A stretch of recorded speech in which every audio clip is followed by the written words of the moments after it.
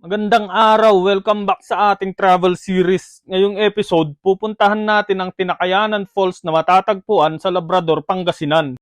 Isa itong simpleng falls na may malamig na tubig, tahimik na kapaligiran at maigsing trek papunta sa mismong area. Upang makarating sa Tinakayanan Falls, kailangan mo munang baybayin ang mahabang daan na papasok. Sa unang parte, may ilang kabahayan na makikita pero habang lumalalim ang biyahe, unti-unting nagiging rough road at maalikabok ang daan.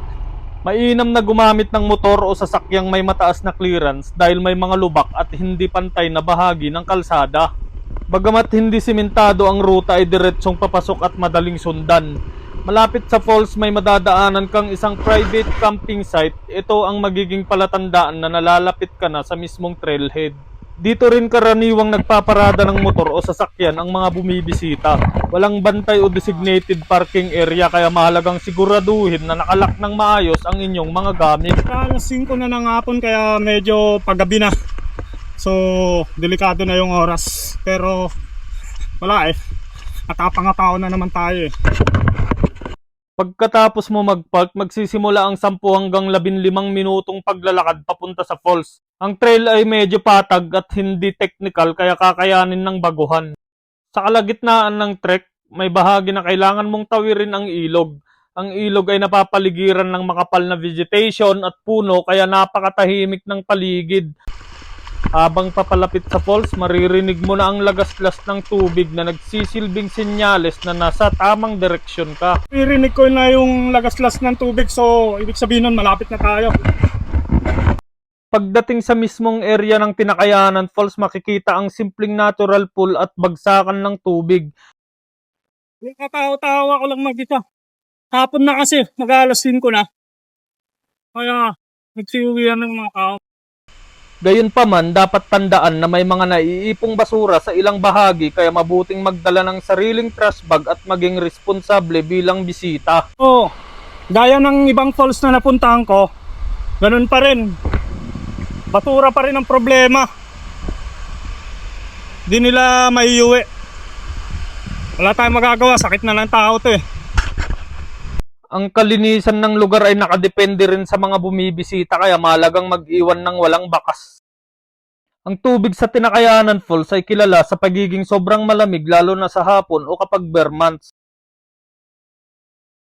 Ang natural pool ay mababaw, humigit kumulang hanggang dibdib ng isang average adult. Dahil dito, maaari itong paliguan ng mga bata ngunit kinakailangan pa rin ng patnubay ng magulang o kasama, lalo na kung hindi sila marunong lumangoy. Ang kapaligiran sa Tinakayanan Falls ay payapa at hindi masyadong matao, lalo na kung weekday o late afternoon. Maaari ring lumapit sa mismong bagsakan ng falls, siguraduhin lamang na hindi malakas ang agos bago lumapit upang maiwasan ang anumang panganib. Ang tunog ng lagaslas ng preskong hangin at malamig na tubig ay nagbibigay ng natural na relaxation. Ito ay isang magandang lugar para sa short nature break, quick refreshment, at tahimik na pahinga mula sa maingay na lugar. Sa kabuuan ng Tinakayanan Falls sa Labrador, Pangasinan ay isang simpleng ngunit magandang destinasyon para sa maikling nature trip. May mahabang daan papasok, isang maiksing trek at natural na ambience na siguradong makakapagpahinga. Walang entrance fee, walang parking fee. Ang tanging hamon ay ang kalinisan ng lugar kaya mainam na maging responsable sa pagbisita. Kung plano nyong pumunta, magdala ng tubig, sapat na gear at siguradong ligtas ang inyong mga gamit bago magsimula ng trek. So hindi na tayo magtatagal kasi magtatakit silim na at mag-isa tayo kaya medyo delikado lalo't hindi ko kabisado yung daan.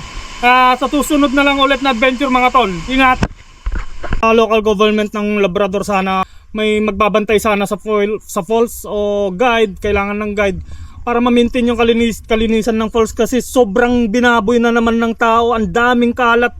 Hindi ko ma-explain yung kalat, may mga boteng basag. Napakadelikado ng mga boteng basag, mga susupot ng chichirya. So yun lang sana. Kailangan ng magbabantay sa falls. Ang dumi, sobra. Shoutout nga pala sa napakagaling na guro ng Enrico T. Prado National High School, si Ma'am Luby Quinto. Shoutout po, Ma'am. Maraming salamat sa pagsama sa akin sa pagbisita sa Tinakayanan Falls.